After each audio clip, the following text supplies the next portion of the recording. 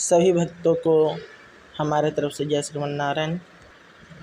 आज मैं आप लोगों को मोह और माया के बारे में बतलाने जा रहा हूँ। मोह क्या है, माया क्या है और मैं इससे कैसे छुटकारा पा सकते हैं। मैं एक आप लोगों को कहानी सुनाने जा रहा हूँ। उस कहानी को आप लोग ध्यान से सुनिएगा और समझिएगा। मान लीजिए आप एक रास्ते से चले जा रहे हैं और रास्ते में आपको एक पीतल का बहुत बड़ा सा बर्तन मिलता है। आप उस बर्तन को उठाएंगे या छोड़ देंगे? अधिकतर का जवाब रहेगा उठाएंगे। उठाने के बाद कुछ दूर और आगे जाते हैं, आपको फूल का बड़ा सा बर्तन मिलता है। आप चाहे तो पीतल का बर्तन ले जा सकते हैं, चाहे फूल का बर्तन ले जा सकते हैं। कोई एक ही बर्तन एक बार में उठा सकते हैं। तो आप क्या करेंगे? पीतल के बर्तन को रख देंगे और फूल के बर्तन को उठा लेंगे। कुछ दूर आगे जाते हैं तो आपको बड़ा सा चांदी का बर्तन मिलता है। आप फूल का बर्तन को वहीं पर छोड़ देंगे और चांदी के बर्तन को उठा करके लेते चले जाएंगे। कुछ दूर आगे जाते हैं तो आपको सोना का बड़ा सा बर्तन मिलता है, बड़ा सा घड़ा मिलता है। आप सोना के घड़ा को उठा लेंगे, चांदी के घड़े को वहीं छोड़ देंगे। कुछ दूर आगे जाते हैं तो आपको सोना से भी बड़ा महंगा कोई धातु। ये सब क्या है? ये सब माया है। आपको जो भी वस्तुएं दिखाई दे रही है वे सारे वस्तुएं माया है, मोह है। आप एक से एक वस्तुएं को उठाते जा रहे हैं और एक को छोड़ते जा रहे हैं। पहले वाले को छोड़ते जा रहे हैं, दूसरे वालों को उठाते जा रहे हैं। ये क्या है? ये माया है, मोह है, भ्रम है। आपको क्या लग रहा है ये बहुत बड़ा कीमती चीज़ है, इसको उठाएंगे, इसको उठा लेते हैं, ये कीमती चीज़ है। आपसे किसी ने कहा नहीं है कि आप उस चीज़ को छोड़िए, आपको स्वयं ये समझ में आ रहा है। उसी तरह से जीवन में परमार्थ करते जाइए, भगवान के भजन करते जाइए, हरि भक्ति करते जाइए। जैसे जैसे आप भक्ति में आगे की ओर बढ़ते जाएंगे, आपको मोह रूपी, संशय रूपी जितने भी धातु हैं जो ज़्यादा मूल्यवान नहीं है, जो भक्ति ऐसे भी भगवान की भक्ति से, हरि भक्ति से ज़्यादा मूल्यवान कोई वस्तु नहीं होता है।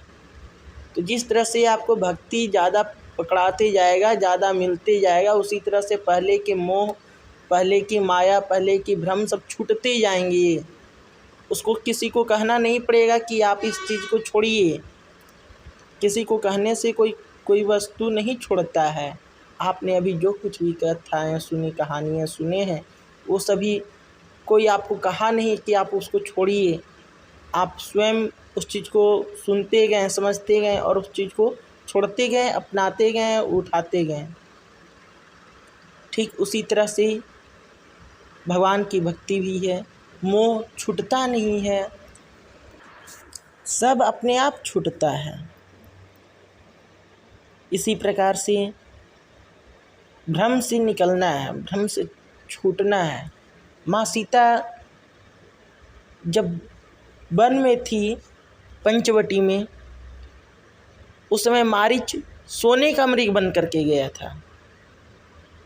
जब माँ सीता स्वयं महामाया है, फिर भी माया का मृग देख करके वो भ्रमित हो गए। क्यों भ्रमित हो गए? क्योंकि महामाया ये बताना चाहते हैं कि सोना एक माया है, जिसे देख करके कोई भी पुरुष, कोई भी व्यक्ति भ्रमित हो सकता है, कोई भी मनुष्य भ्रमित हो सकता है। इसलिए और भगवान रामचंद्र जी से वो प्रेरणा करते हैं कि ये कंचन मृग का छाल हमें चाहिए। इस मृग को मार करके इस मृग का छाल लेकर के आइए, जो पहचान रहेगा कि 14 वर्ष तक के हमने वन में बिताया था, 14 वर्ष बिताने का ये पहचान रहेगा। भगवान राम तो मायापति हैं, वो देखने के बाद भी माया का मृग को देख करके भी वो समझ भी गए कि ये माया का मृग है, कारण कि सोने का मृग नहीं होता है। फिर भी वो लीला करने के लिए, मनुष्यों को बतलाने के लिए वो उसके पीछे भागे, कारण कि मनुष्य सोने के पीछे भागता है और जिसके पास में ज़्यादा सोना होता है उसका रात का सोना भी गायब हो जाता है। इसलिए ध्यान ये रहे कि आपके पास में भक्ति बहुत ज़्यादा हो, पर सोना उतना ही रहना चाहिए जितना उसकी आवश्यकता है, जिससे आपकी रात्रि का सोना गायब न हो सके। परंतु आज के मनुष्यों के जीवन में इस तरह का लोभ, लालच और मोह घिरा हुआ है, माया से बंधा हुआ प्राणी है, जो कि हमेशा माया का पीछे ही भागना पसंद करता है। उसे माया का पीछे ही चलना अच्छा लगता है, बहुत भाता है। परंतु मनुष्यों का यह भूल है, उस भूल को देख करके हमें बोध करते हुए और उस चीज़ को सुधारना है, भगवान की भक्ति में लगना है। भगवान की भक्ति में लगोगे तभी मोह और माया से छुटकारा मिल पाएगा, ऐसे नहीं छुटकारा मिल पाएगा। जय श्रीमन्नारायण।